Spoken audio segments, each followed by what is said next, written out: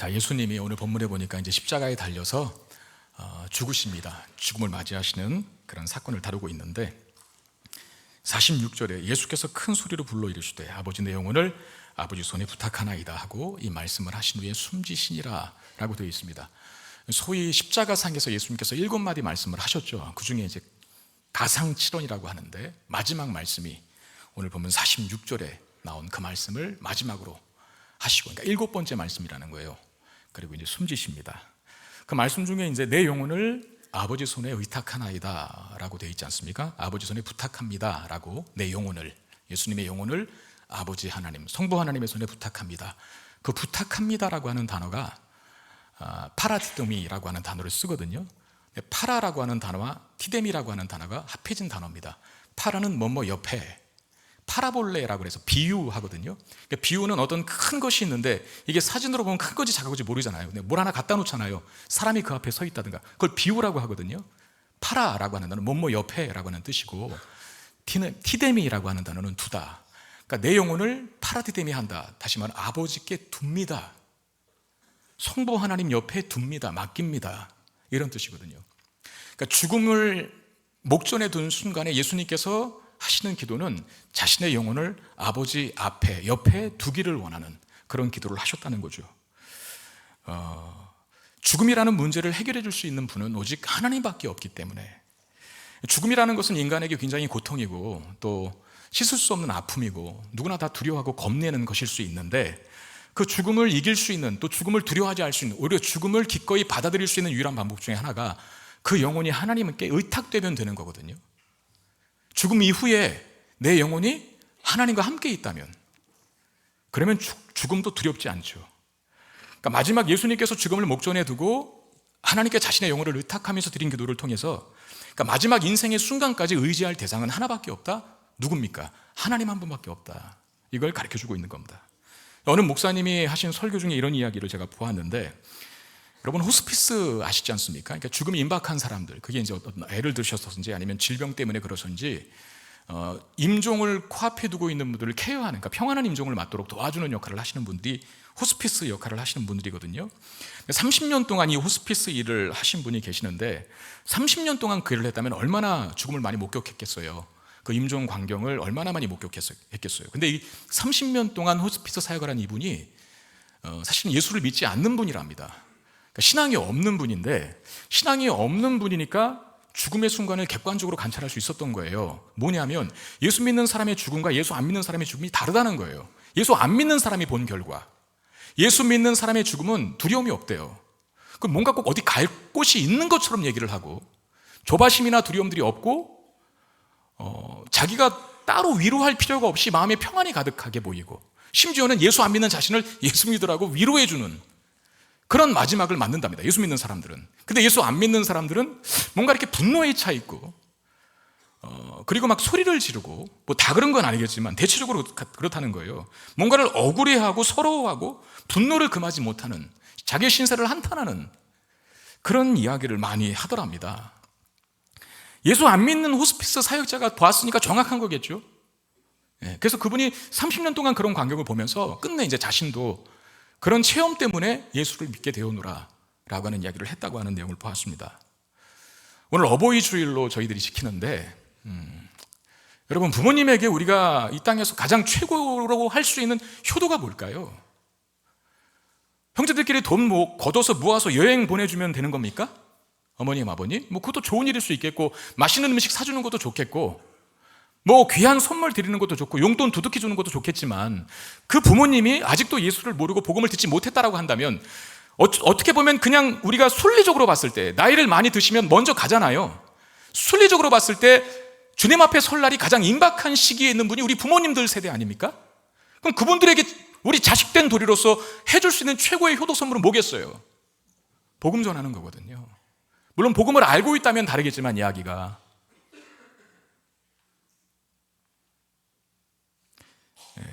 혼자 가뜩이나 힘들게 인생을 사셔 오셨는데, 지금도 여전히 저 시골 어디 촌구석에서 혼자 고독하게 살고 계시는 우리 부모님이 돌아가셔서도 더 고생하시지만 안 되지 않습니까? 아버지여 내 영혼을 아버지께 의탁합니다. 이 기도를 하실 수 있어야겠지 않겠습니까? 그러려면 우리가 어떻게 하겠어요? 어떻게 해야겠어요? 듣든지 안 듣든지 복음을 전하는 겁니다. 네? 듣든지 안 듣든지. 구원의 주권은 하나님께 달린 거니까 우리는 우리의 할 일을 최선을 다하는 거죠. 부모님 만날 때마다 복음 전하고 예수 믿으시라고 권면하고, 혹시 알아요? 그것 때문에 그 들은 복음이 역사하여서 우리 부모님의 임종의 순간에 그 영혼이 아버지 손에 의탁될 줄 누가 압니까? 이 땅에서의 삶보다 중요한 것은 영혼의 삶이죠. 왜? 그야말로 이 땅에서 삶은 한시적이고 제한적인 것이지만 정말 살같이 빠른 세월이잖아요. 영원한 삶은 말 그대로 영원한 겁니다. 그 영원한 삶을 안식으로 누리게 될 것인가, 아니면 고통으로 누리게 될 것인가. 우리 바라옵기는 모든 부모님들이 자식된 우리들이 전한 복음을 통하여서 예수 그리스도를 알고 복음을 소유하여 죽음도 이길 수 있는 능력을 소유할 수 있게 되기를 주의 이름으로 축원드립니다. 오늘 본문은 예수님의 죽음과 관련되어서 나타난 몇 가지 반응들에 대한 기록이거든요. 예수님 죽고 난 다음에 이런 반응들이, 이런 현상들이 보였다라고 하는 것들을 기록하고 있는데, 첫 번째로 반응을 보인 기록이 자연의 변화예요. 자연의. 자, 44절 보니까 때가 제6시쯤 되어 해가 빛을 잃고 온 땅에 어둠이 임하여 제9시까지 계속했다라고 되어 있습니다. 여기 제6시라고 했을 때 우리나라 시간으로 6시간을 더하면 되거든요. 그러면 낮 12시가 되는 시간이고, 6시는, 9시는 몇 시입니까? 3시, 오후 3시가 되는 시간이거든요. 그러니까 6시부터 9시까지, 12시부터 오후 3시까지 해가 빛을 잃고 온 땅이 어둠으로 가득했대요. 예수님이 죽음이 임박한 시점에. 어느 본문에는 예수님이 죽고 나서 그런 현상을 이야기하기도 하고 이런 현상이 있었다라고 하는 얘기도 하기도 하는데, 어쨌든 오늘 본문에서는 12시부터 오후 3시까지 가장 환하게 빛을 비춰야 할, 가장 환한, 대낮같이 환한 시간에 가장 어두워졌다라고 말하고 있습니다. 이걸 무슨 개기일식 때문이다 그런 걸로 이해하려고 하는 사람들이 있는데, 아닙니다. 그 일식 현상이 일어난 게 아니라 특별한 사인이 있는 거죠. 예수님의 죽음과 그 죽음이 임박해서 이런 현상이 벌어졌는데, 그 현상이 뭔가, 의미가 뭔가라고 하는 것에 대해서 해석들이 분분하기는 하지만 대표적으로 3가지로 갈려요. 하나는 뭐냐면, 이제 어두움이 지배를 한다. 악의 세력들이 활동하는 것에 대한 상징. 사실 십자가 죽음은 사탄의 계략이었지 않습니까? 예수님 십자가 죽이시는 거. 대제사장들과 본디오 빌라도와 이 악한 세력들을 연합하여서 그들을 주도하여서 예수님을 십자가에 못 박은 그런 악의 세력이 마지막까지 창궐하는 모습에 대한 상징으로서 해가 빛을 잃고 어둠이 온 땅에 가득했다라고 해석하는 한 학파가 있고, 또 다른 학자들은 예수님을 배척한 땅, 예수님을 십자가에 못 박은 땅에 대한 하나님의 심판을 예고하는 현상이다. 너희들이 십자가에 못 박았지? 이제 너희 땅들은 하나님의 심판을 받게 될 거야 라고 하는 예고적 차원에서의 어둠이 임한다 라고 해석하는 학자도 있는데, 또 하나가 있어요.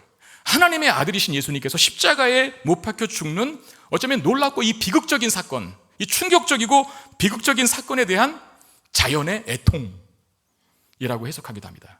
저는 3번째 해석이 맞다고 생각합니다. 하나님의 아들이신 예수께서 십자가에 못 박혀 죽으시는 그 광경 속에서 자연이, 해가 빛을 잃고 온 땅에 어둠이 가득하며 예수님의 죽음을 슬퍼하고 애통하는 것이죠. 왜 제가 이 해석이 맞다고 생각하냐면, 누가복음 19장 40절에 이런 말씀이 있었습니다. 대답하여 이르시되 내가 너희에게 말하노니 만일 이 사람들이 침묵하면 돌들이 소리 지르리라. 이게 어떤 배경에서 예수님께서 이 말씀하신 줄 아시죠? 예수님이 예루살렘 입성하실 때 그 왜 나귀 갖고 오라, 나귀 타시잖아요. 나귀 타고 나귀에다가 안장 깔고, 물론 옷으로 깔았지만, 그리고 카펫 깔고 하잖아요. 그때 예수님이 이제 예루살렘 성에 입성하실 때 무리들이 종려나무가지를 흔들면서 환호했잖아요. 호산나 호산나 외치면서. 그때 누가 그 일을 말렸냐면 바리새인들이 말렸어요. 예수님한테 그래요. 저 제자들 좀 조용히 하라고. 이러다가 문제 생기면 어떻게 하냐고. 그랬더니 예수님께서 하시는 말씀이, 낫도라. 만약에 내 제자들이 침묵하면 돌들로 나를 환호지르게 하겠다. 그러니까 왕으로서 오시는 예수님, 인류를 구원할 구원주로서 참된 메시아로서 오시는 예수님을 온 땅이, 온 인류가 환대하고 환영해야 맞다는 거죠. 만약에 인간들이 그걸 안 하면 돌들에게도 시키겠다라고 말하거든요. 그렇게 따지면 왜 자연이 애통할 수밖에 없었을까? 왜 해가 빛을 잃고 땅이 어두울 수밖에 없었을까? 인간들이 그걸 안 해서 그래요. 인간들이 그걸 해야 되는데, 인간들이 보고 애통해야 되는데, 사실 예수님의 죽음은 자기의 죄 때문에 죽는 게 아니잖아요. 죄인들, 사람들, 우리들의 죄를 대신 지시고 죽으시는 것이잖아요. 그러면 십자가 달리시는 예수님을 보면서 그걸 보는 사람들의 반응은 어떠해야 합니까? 애통해야죠. 십자가에 달리신 예수를 보면서 자신의 죄에 대한 애통과 통곡과 회개의 눈물을 흘려야죠. 근데 그걸 안 하고 뭐 하고 있었어요? 우리 지난주에 본 부분에서 비난했죠. 예수님 조롱하고, 당신이 메시아가 맞다면 내려오라고, 당신이 메시아가 맞다면 너 자신을 한번 구원해보라고. 무리들이든 관리들이든 군인들이든 한쪽에 못 박힌 그 행악자 한 사람도 그런 똑같은 비난과 조롱을 했지 않습니까? 예수님이 십자가 달려 돌아가시는 모습을 보면서 죄인들이 애통하고 자신들의 죄를 회개하고 뉘우치고 해야 되는데 그걸 안 하니 인간들을 대신해서 대자연이 애통하는 겁니다. 해가 빛을 잃고 땅이 어두워진 이유가 그거 있다는 거죠. 여러분, 십자가에 달리신 예수님을 보면서 애통하고 회개하는 마음을 갖는 건 절대 나쁜 게 아닙니다. 당연한 반응이고 좋은 겁니다. 왜? 십자가에 달리신 예수 그리스도를 바라보면서 자신의 죄에 대한 애통과 회개가 있을 때 어떻게 되겠습니까? 용서함 받겠죠? 회복을 얻겠죠? 새로움을 얻을 수 있겠지 않겠습니까? 근데 만약에 그걸 안 한다면, 그 좋은 것을 안 한다면 빼앗아 갑니다. 인간들이 그 좋은 걸 안 하니까 해와 빛이 대신하잖아요. 해가 어두워지고 해가 빛을 잃고 땅이 어두워지는 것으로 인간들이 해야 될 애통을 대신 해가 빛을 잃고 땅이 어두워지는 것이 해주지 않습니까? 그렇습니다. 좋은 건데 안 하면 뺏어갑니다. 달란트 비유를 아십니다. 우리는 주인이 다른 나라로 가면서 종들에게 자신의 소유를 맡기는데 종 3명에게 한 종에게는 5달란트 맡기고, 한 종에게는 2달란트 맡기고, 한 종에게는 1달란트 맡겼어요. 근데 이 5달란트 맡은 종과 2달란트 맡은 종은 주인이 자기 소유를 줬으니까 그건 큰 은혜고 배려 아닙니까? 그걸 가지고 열심히 일했어요. 즉 반응했어요.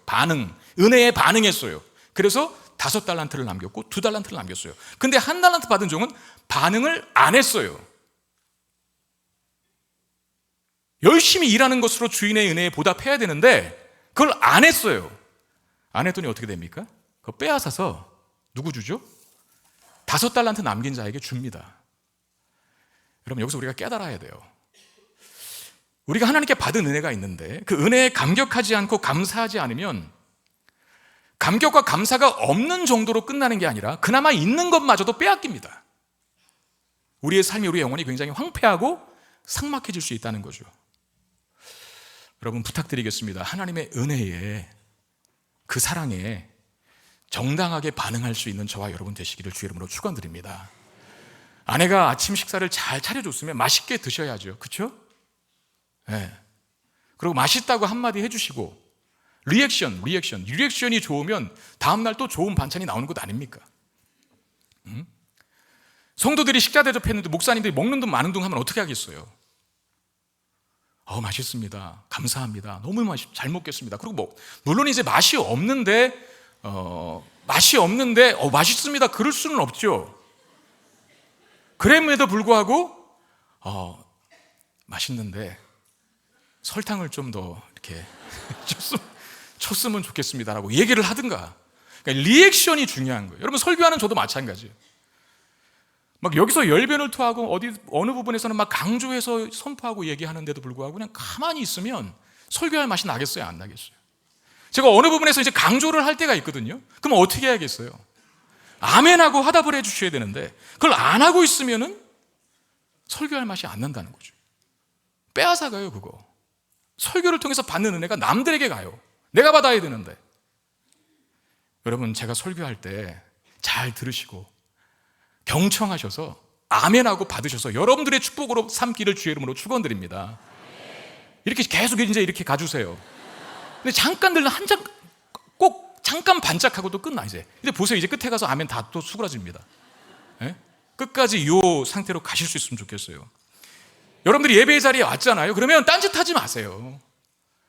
예배의 자리를 하나님께서 우리에게 허락하신 은혜의 자리잖아요. 그 은혜의 자리에 왔으면 어떻게 반응해야 돼요? 스마트폰 보고 있어야 되는 겁니까?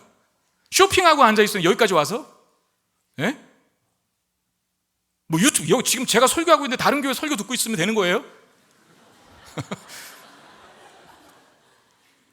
그거 왜 오셔서 그걸로 가지? 그러니까 예배를 할 때도 마찬가지. 핸드폰 다 끄고 성경 찬송 펴고 말씀 잘 듣고 기도할 때 간절히 기도하고 대표 기도자가 기도해도 대표 기도자가 혼자 기도하는 게 아니지 않습니까? 우리를 대표해서 그러니까 나의 기도를 같이 심는 거죠. 거기다 실는 거죠. 마음을 다해서 같이 기도하고 찬양 드릴 때도 온 마음 다해 열정적으로 찬양하고, 봉사와 섬김의 자리에서는 그냥 입 툭 튀어나와서 그냥 억지로 그냥 하기 싫은 것 하는, 그렇게 하지 말고 기왕하는 거, 내가 하는 섬김을 통해서 다른 사람들이 큰 행복과 기쁨을 누릴 수 있다라고 하는 마음을 가지고 기쁘게 땀 흘리며 일하는 거예요. 그러면 은혜와 기쁨과 위로와 감격이 2배가 될 줄로 믿습니다. 그거 놓치지 말라는 거예요. 그거 만약에 놓치면, 반응 안 하면 빼앗아가요. 다른 사람이 누립니다. 그렇게 하지는 말아야죠. 마태복음 5장 4절에 보니까 애통하는 자는 복이 있나니 그들이 위로를 받을 것이며 그랬습니다. 예수님이 십자가 달린 모습을 보면서 죄인인 인간들은 자신들을 대신해서 십자가에 못 박히신 예수님을 보면서 통에 자복하는 눈물을 흘려야 하는데 그걸 안 했지 않습니까? 근데 애통했다면 어떤 복을 받는다고 해요? 그들이 하나님의 위로를 받을 것이다. 여러분, 하나님께서 우리에게 베풀어 주신 그 은혜를 기억할 때마다, 생각할 때마다 정당하게 반응하셔서 하나님께서 부어주시는 큰 위로와 기쁨을 누리실 수 있기를 주의 이름으로 축원드립니다. 자, 거봐, 또 지금 또 작아졌어. 이래서 안 돼요. 반짝하고 안 돼요. 이게 계속 좀 크게 가주세요. 다시 한번 하겠습니다. 십자가를 기억할 때마다, 하나님의 은혜를 새길 때마다 은혜에 정말 적극적으로 반응하셔서 그 복을 여러분들의 것으로 만들 수 있게 되기를 주의 이름으로 축원드립니다. 이대로 이제 계속 가는 거예요. 자, 예수님 죽으시는 순간 나타나는 2번째 반응이 이제는 성전에서 일어납니다. 첫 번째 반응은 해가 빛을 잃는 거였잖아요. 2번째 반응은 성전에서 일어났는데 45절, 성소의 휘장이 한가운데 찢어지더라 그랬어요. 성소의 휘장이 한가운데에서 찢어지더라. 자, 성소는 성전을 말합니다. 1세기 당시는 예루살렘 성전이 있었죠. 잠깐 여러분 성전에 대해서 언급하면은 솔로몬이 지은 성전이 1차 성전이었잖아요. 솔로몬이. 그 다음에 그 솔로몬이 지은 성전이 바벨론에 의해서 다 무너졌잖아요. 그리고 포로로 잡혀갔잖아요. 이스라엘 백성들이 70년이 차고 돌아왔죠. 본토로 예루살렘으로 돌아와서 다시 성전을 재건축하잖아요. 그게 수룹바벨 성전입니다. 제2성전. 그런 다음에 요 1세기 당시에 헤롯 대왕이 유대 사회를 지배하고 있었거든요. 헤롯 대왕이 유대인들의 민심을 사기 위해서 성전을 더 잘 지어주는데 소위 개축을 합니다. 증축. 그걸 46년 이상을 해요. 얼마나 의리의리하고 화려하게 지었겠어요. 아마 솔로몬 성전 저리 가라 정도로 놀랍고 크게 웅장하게 지어줬는데 그 성전의 큰 구조가 성소와 지성소로 구분됩니다. 3분의 2가 성소의 영역이고 3분의 1이 지성소의 영역인데 그 영역은 제사장들만 들어가죠. 성소의 영역까지만. 지성소의 영역은 제사장 중에도 누구만 들어갑니까? 대제사장. 그것도 1년에 한 번. 언제? 대속죄일 때. 클 때자를 씁니다. 큰데. 왜냐하면 이 유대 사회의 최고의 명절이라 그래갖고, 왜냐하면 온 민족 나라의 전체의 죄를 회개하는 날이다 보니까. 근데 대제사장만 1년에 한 차례 거기 들어갈 수 있거든요. 지성소에. 그 지성소에 뭐가 있냐면 하나님의 임재를 상징하는 법궤가 있어요. 그러니까 지성소는 거룩할 그 최고의 거룩한 곳, 지극할 지자를 쓰거든요. 지성소, 최고로 거룩한 곳이라 함부로 들어갔다간 다 죽습니다. 하나님이 고약해서 죽이시는 게 아니라 하나님은 찬란한 태양빛이라고 생각해 보세요. 그 앞에 한 점의 어두움도 존재하지 못하는 것과 같은 거예요. 아시겠죠? 대제사장도 잘못 회개하고 들어갔다간 죽어 나오는 곳. 그러니까 하나님의 임재 속에 가까이 나가지 못하는 인간의 모습. 그게 무엇 때문입니까? 죄 때문에. 완전한 거룩함을 가진 하나님 앞에 죄인이 죄를 갖고 앞에 설 수 없다는 거예요. 그러니까 이 성소와 지성소, 그걸 휘장이 가로막고 있거든요. 성소의 영역과 지성소의 영역을 구분하는 게 휘장인데, 근데 예수님의 죽으심과 함께 그 지성소를 막고 있는 휘장이 찢어졌다고 합니다. 여러분, 휘장은 찢어지는 게 아닙니다. 그건 사람의 힘으로 찢어지는 게 아니에요. 제가 자료를 보니까 높이가 25m, 그러니까 7층 높이의 커튼인데 길이가, 그리고 넓이도 폭이 7m랍니다. 두께가 얼마나 큰 줄 아세요? 그 뭐 구약에 보면 뭐 가늘게 꼰 배실, 청색실, 홍색실 막 꼬아서 뭐 그 뭐죠? 꼰실이라 그러잖아요. 손바닥만한 두께래요. 이 휘장이 두께만. 그걸 누가 찢어요? 근데 다른 복음서에 보면 뭐라고 돼 있어요? 위에서 찢어졌다 그랬어요? 아래에서 찢어졌다 그래요? 다른 복음서에서는 위에서부터 찢어졌다고 하거든요. 그럼 누가 찢은 겁니까? 그거 인간이 인위적인 힘으로 찢은 게 아니라 하나님이 찢으신 거예요. 그럼 휘장이 찢어지는 것과 예수님이 죽으시는 것의 상관관계는 뭘까? 자, 히브리서 10장 19절 20절에 이렇게 설명합니다. 그러므로 형제들아, 우리가 예수의 피를 힘입어 성소에 들어갈 담력을 얻었나니 그 길은 우리를 위하여 휘장 가운데로 열어놓으신 새로운 살 길이요 휘장은 곧 그의 육체니라. 그가 누굽니까? 예수님. 자, 예수님의 몸이 찢기심으로 휘장이 찢어져서 이제는 누구나 다 함께, 누구나 다 하나님의 임재 앞에 나갈 수 있게 되었다 라는 걸 말하는 거거든요. 바로 그 예수님의 찢어지심으로 인해서 우리는 언제 어디서나 하나님께 나아갈 수 있게 되었어요. 막혔던 하나님과의 관계가 회복되었어요. 언제 어디서든 하나님께 기도할 수 있고, 꼭 예배하러, 제사하러, 하나님의 임재를 경험하러 예루살렘에 가서 비행기 타고 가서 지성소에 들어가지 않아도 됩니다. 우린 들어갈 수도 없고, 우리는 지금 이곳에서도 하나님을 예배하고 있는 줄 믿으시길 바랍니다. 하나님의 거룩한 임재와 존재 속에, 현존 속에 우리가 있게 되었어요. 죄인임에도 불구하고. 왜? 예수께서 자신의 몸을 찢으심으로 하나님과 우리를 막아둔 휘장, 그 죄의 휘장을 걷어주셨어요. 그래서 우리는 하나님 앞에 언제나 어디서든 예배하며 기도할 수 있게 된 겁니다. 하나님의 잔된 권세를 가질 수 있게 된 거죠. 여러분, 이것이 은혜 중에 최고의 은혜고 복 중에 최고의 복입니다. 우리가 받은 특권 중에 최고의 특권이라는 사실을 믿으시길 바랍니다. 여러분, 단절과 소외처럼 마음 아픈 것이 어디 있습니까? 단절되고 소외되는 것. 남편이 아내를 자꾸 단절시키고 소외시킨다면, 아내가 남편을 자꾸 단절시키고 소외시킨다면, 내 자식이 부모를 자꾸 단절시키고 소외시킨다면 그보다 마음 아픈 일이 어디 있겠어요? 더욱이 사랑하는 사람과 단절되어 있어야 하는, 사랑하는 사람으로부터 소외되어 있어야 하는 그런 상황을 우리가 접하게 된다면 그거보다 또 힘든 것이 어디 있겠습니까? 저는 저희 집사람과 7년을 연애했거든요.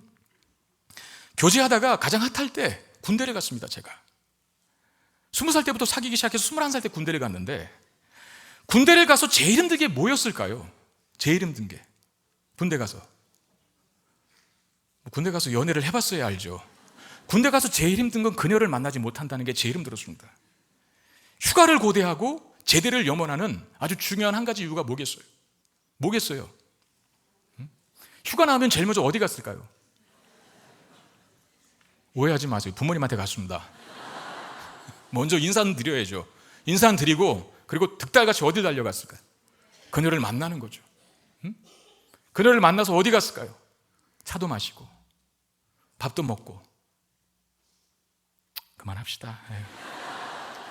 공감을 전혀 안아주는 그런 표정들을, 절절한 연애를 해봤어야 지금 제 얘기가 먹힐 텐데, 그런 절절한 연애를 해본 사람이 사실 많지 않더라고요. 보니까 어쩌다가 결혼했어요 이렇게 얘기하고. 여러분, 애인하고도 단절되면, 소외되면 그렇게 힘든 건데, 하물며 우리를 만드셨고 우리에게 생명과 살 수 있는 모든 자원을 공급하시는 하나님과 단절된다면, 하나님으로부터 소외된다면 그것만큼 힘든 일이 어디 있겠어요? 그런데 예수님께서 우리에게 그 휘장을 거두어 주시고 언제 어디서든 하나님께 예배하고 하나님을 찬양하고 하나님을 기도할 수 있는 그 하나님과의 관계를 회복시켜 주셨어요. 그 일을 위해서 자신의 몸을 찢으셨다는 거죠. 여러분, 우리가 하나님께 마음껏 예배하고 찬양하며 기도할 수 있게 된 것, 언제 어디서나 하나님과 동행하며 하나님의 임재 안에 있게 된 것, 예수님이 십자가에서 자신의 몸을 찢으심으로 가능해진 일인 줄 여러분 믿으시길 바랍니다. 그러므로 우리는 감사한 마음으로 그 특권을 잘 활용해야겠죠. 하나님을 자주 만나고 예배하며 기도하고 하나님과 순간순간을 동행하는 그 특권을 자주 사용해야 되는데, 어쩌면 우리는 자주 예수님께서 자기 몸을 찢으신 것처럼 그 찢겨진 휘장을 다시 또 치는 그런 누를 범할 때가 많아요. 여기 예배 속에서는 하나님의 임재가 가득한 것 같아서 정말 찢겨진 휘장 속에 내가 있구나 싶은데, 요 예배당 공간만 박차고 나가면 하나님 안녕히 계세요 하고 다 떠나시는 거예요. 그냥 우리의 삶의 영역 속에는 다시 또 휘장을 치고 살아요. 그러면 안 돼요. 언제 어디서든 하나님은 우리와 동행하시고 하나님의 임재 가운데 거할 수 있는 특권을 누리게 됐으니까 그 특권을 우리에게 주시기에 엄청난 값비싼 대가를 치르셨잖아요. 왜? 예수님이 죽어주셨잖아요. 예수님의 생명값이라고 하는 놀라운 값을 치르고 우리가 이 특권을 얻었는데, 하나님을 여기만 가두면 되겠습니까? 우리의 모든 삶의 일상에서, 삶의 전 영역에서 우리 하나님과의 친밀한 교제를 누리셔야죠. 예배 끝나고 하나님 안녕히 계세요 가지 마시고, 안녕히 계세요 하고 가지 마시고, 하나님 매 순간 매 삶의 영역 속에서 나와 동행해 주십시오라고 선언하고 돌아갈 수 있는 저와 여러분 되시길 바랍니다. 하나님과 동행하라는 거죠. 그 특권이라는 거죠. 우리에게 시편에 그런 말씀이 있지 않습니까? 하나님을 가까이함이 내게 복이라. 하나님을 가까이 함이 내게 복이라. 하나님 늘 나와 동행해 주십시오. 그러고 사시라는 거죠. 그러면 하나님과 가까이 하여 누리게 되는 복을 우리가 다 받아 누리게 될 줄로 믿습니다. 자, 이제 사람들의 반응이 이어지는데 먼저 백부장이라는 사람이 나와요. 47절, 백부장이 그 된 일을 보고 하나님께 영광을 돌려 이르되 이 사람은 정녕 의인이었도다 그랬어요. 예수님이 죽으신 다음에 백부장이 하는 말, 이 사람이 정녕 의인이었다. 여기 백부장은 누구냐면 예수님의 십자가형을 언도한 사람은 누구예요? 본디오 빌라도죠. 사형 언도를 내신 사람 본디오 빌라도고, 예수님의 십자가 처형을 집행한 사람이 이 백부장입니다. 그러니까 로마 군인의 대위급 장교 정도로 생각합니다. 100명의 군인들을 거느릴 수 있는 지위를 가진 사람 백부장이라고 하거든요. 1000명은 천부장이라고 하고, 그러니까 예수님의 십자가 죽음의 그 처형 과정을 직접 책임졌던, 주도한 사람이 이 백부장인데, 어쩌면 다른 군인들처럼 이 백부장도 예수님께 침을 뱉고 예수님 욕하고 예수님을 채찍으로 때리는 그런 일을 했을 수도 있을 것 같습니다. 그러나 그건 그냥 병사들이나 하는 짓이고 난 장교라 그런 건 안 한다 라고 쳐도, 지금 백부장의 입장에서는 예수님은 어떤 사람입니까? 그냥 중죄인인 거예요. 어떤 반란죄로, 최소한 반란죄로 십자가 처형을 당하는 죄인의 한 사람으로 예수님을 대했을 것임에 분명합니다. 그런데 그가 예수님이 죽으신 후에 그가 정말 의인이었다라고 고백합니다. 의인이었다는 말은 뭡니까? 죄 없는 분이다, 그런 말이거든요. 그리고 다른 복음서에서는 뭐라고 했어요? 그는 진실로 하나님의 아들이었도다 라고 얘기하거든요. 그 백부장이 이런 변화를 이루는, 굉장히 긍정적으로 예수님에 대한 생각이 바뀌거든요. 그리고 또 하나가 있습니다. 무리들의 반응이 있는데, 자, 무리들은 어떤 반응을 보일까? 48절, 이를 구경하러 모인 무리도 그 된 일을 보고 다 가슴을 치며 돌아가고 그랬습니다. 여러분, 여기 가슴을 치고 돌아간 무리들은 누구를 말할까요? 기억하세요? 못 박아라, 못 박아라, 못 박아라, 바라바를 놓아주고 예수님을 못 박아라 라고 했던 그 사람들입니다. 근데 그 사람들이 지금 가슴을 치며 돌아갔대요. 유대인들에게 가슴을 친다는 행위는 뼈저린 후회와 반성입니다. 그러니까 자신들이 잘못했다는 걸 깨달았어요. 그 일을 후회하고 있는 거죠. 이런 변화를 보입니다. 그리고 마지막 한 사람이 누굽니까? 여인들인데 49절에 보니까 예수를 아는 자들과 갈릴리로부터 따라온 여자들도 다 멀리 서서 이 일을 보니라 그랬습니다. 갈릴리에서부터 예수님을 따라온 여인들이 있었어요. 십자가를 치시는 그 순간까지 예수님의 곁을 지키고 있는데, 사실 이 순간에 제자들까지도 다 도망쳤거든요. 근데 여인들은 끝까지 남아 예수님의 십자가 죽음을 지키고 있고, 그리고 다음 시간에 보게 될 본문이지만 향유와 유황을 갖다가 가서 예수님의 몸을 발라줍니다, 시체에.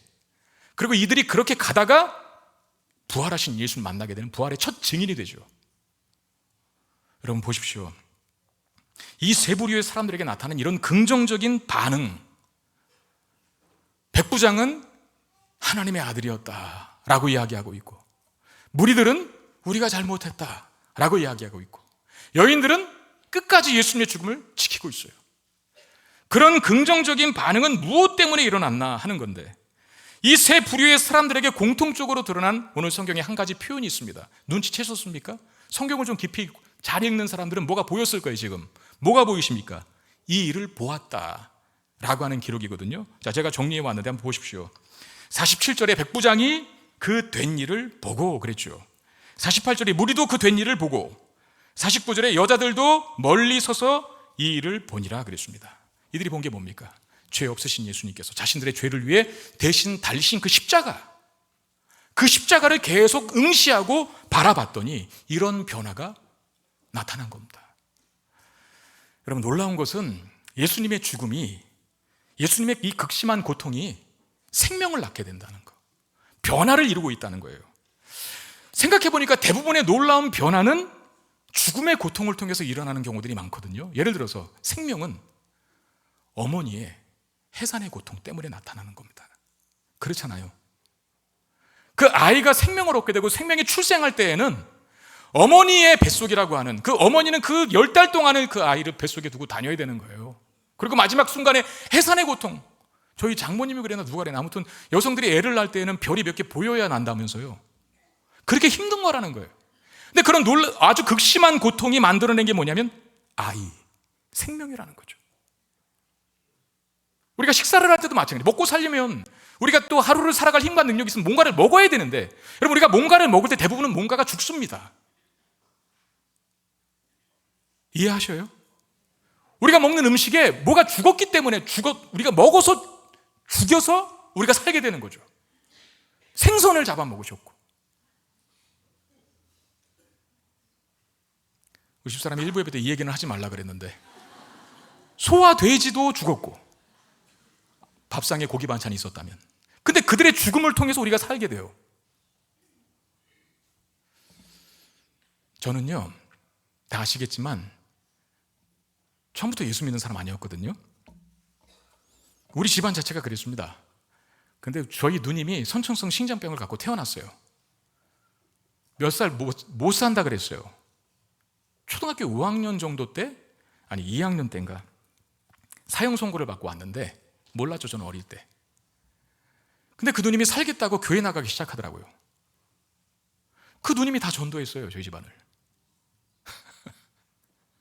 저도 누님의 전도를 받아 교회 나갔고, 제가 지금 목회자가 됐습니다. 저희 누님의 극심한 고통과 그 십자가가 저와 우리 가족을 살리는, 예수 알게 하는 복의 통로로 작용했다는 거죠. 여러분, 대부분은 그렇습니다. 내가 죽으면 가정이 행복해져요.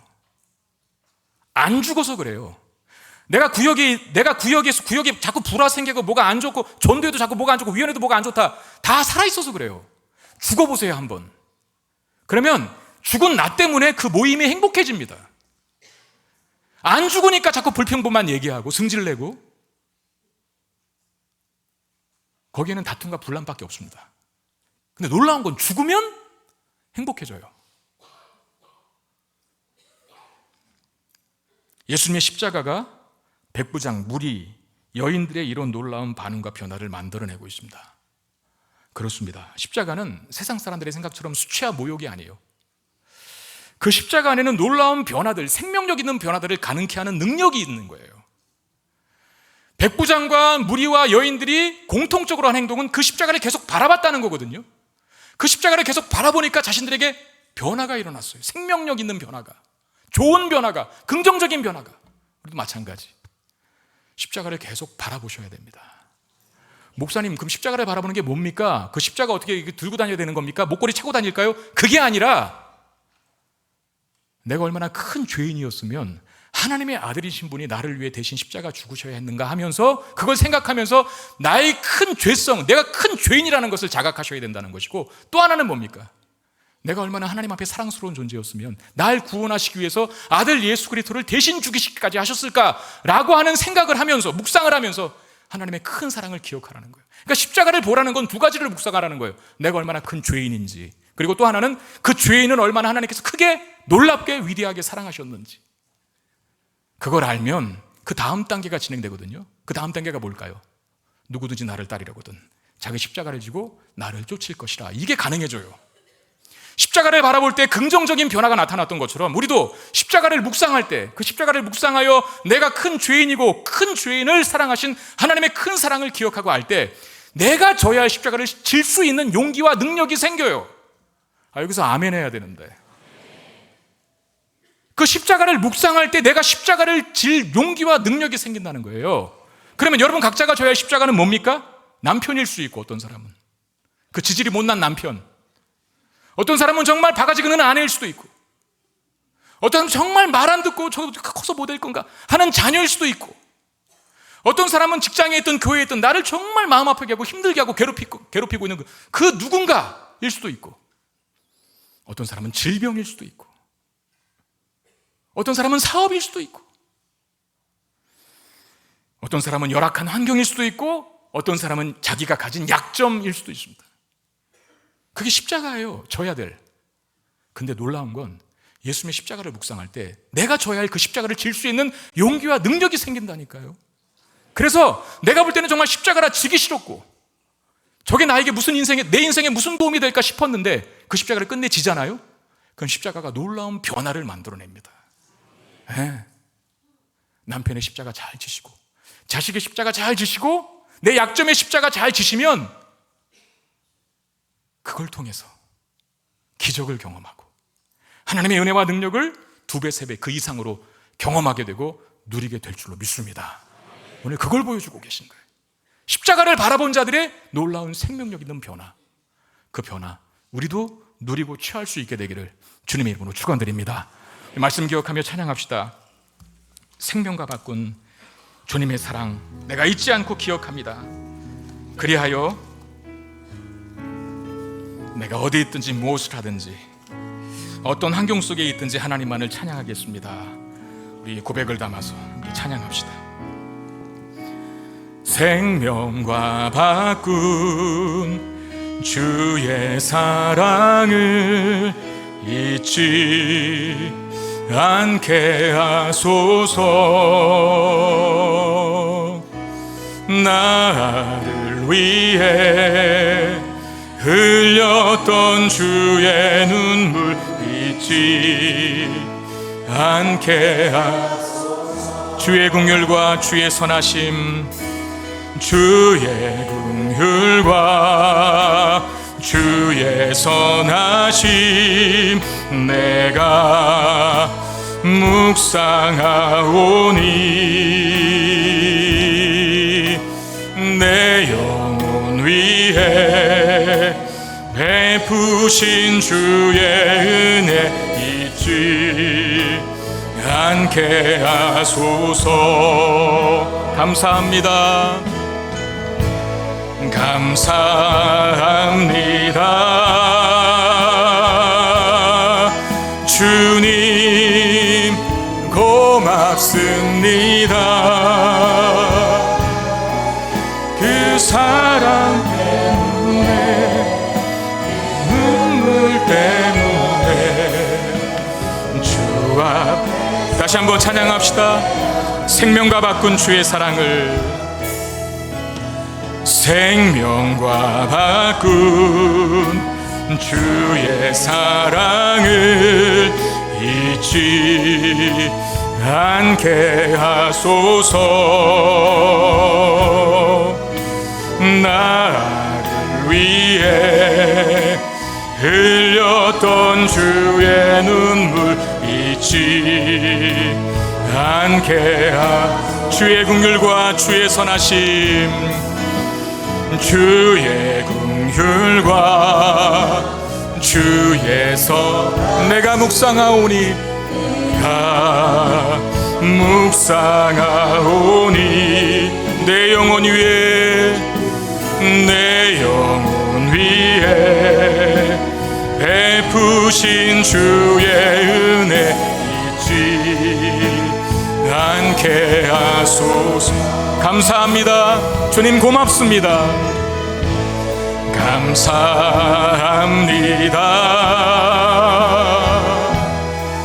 주님 고맙습니다. 그 사랑 때문에 그 눈물 때문에 주 앞에서 밤이나 낮이나 밤이나 낮이나 어제나 오늘도 영원히 주만 찬양해.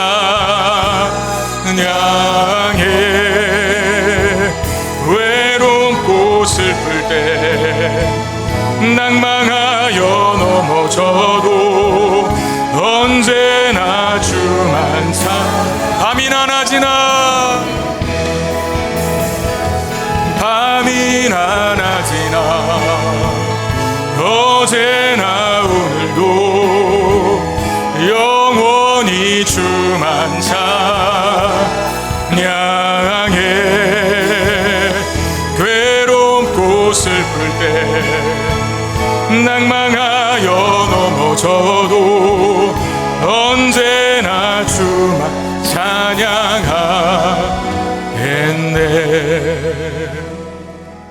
그 시간에 짧은 시간이겠지만 십자가 묵상하며 기도합시다. 나의 큰 죄를 대신해서 달리신 그 치욕스러운 십자가, 내가 그만큼 큰 죄인이라는 사실을 그 십자가에서 볼 수 있기를 바라고, 내가 죽어야 하는, 내가 달려야 하는데 아들 예수 그리스도를 대신 보내셔서 달리게 하신 하나님의 큰 사랑, 내가 그 사랑 받고 있다는 사실로 힘을 얻어서 용기 내어서 내가 져야 할 십자가 기꺼이 져서 생명의 십자가가 그야말로 생명을 낳는 역사, 그 놀라운 능력 경험할 수 있게 해달라고 우리 이 마음으로 같이 기도하는 시간 갖겠습니다. 기도하겠습니다. 하나님, 은혜 주시기를 원합니다. 주님 십자가를 바라고 십자가 묵상하며 예수님께서 십자가에 달려 비참한 죽음을 죽기까지 내가 얼마나 큰 죄인인가를 알고 깨닫게 되기를 원합니다. 주님, 내가 달려야 하지만 나 대신 십자가에 달리신 예수 그리스도, 그분 묵상할 때 내가 큰 죄인인 것을 인정하고 고백합니다. 그러나 나를 사랑하신 주, 나를 구원하시고 나에게 생명 주시기 위하여 나 대신 예수님을 믿게 하십니다. 하나님의 큰 사랑을 십자가 속에서 확인하고 증명하게 하시니 감사합니다. 그 사랑받은 자로서 이제 내가 져야 할 십자가를 기꺼이 질 수 있게 하여 주시고 그 십자가가 만들어내는 놀라운 생명과 은혜의 결실들을 누리며 살아갈 수 있는 모두가 될 수 있게 해 주시옵소서. 오 주님, 주님 도와 주시옵소서. 은혜를 내려 주시옵소서.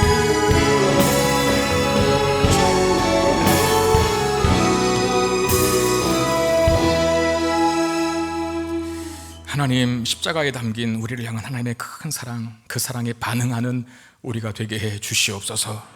십자가를 묵상합니다. 아니, 날마다 묵상합니다. 그리하여 내가 얼마나 큰 죄인인가를 알고 그 큰 죄인을 사랑하시사 아들 예수 그리스도를 이 땅에 보내시사 날 대신하여 죽게 하신 하나님의 큰 사랑 때문에 내가 살고 있음을 고백하게 해 주시옵소서. 그리하여 나도 주님께서 치라고 하시는 그 십자가, 내 삶의 십자가를 기꺼이 지게 하셔서 그 용기와 능력으로 지는 십자가를 통해서 생명을 결실할 수 있는 놀라운 변화를 경험하는 우리가 되게 해 주시옵소서.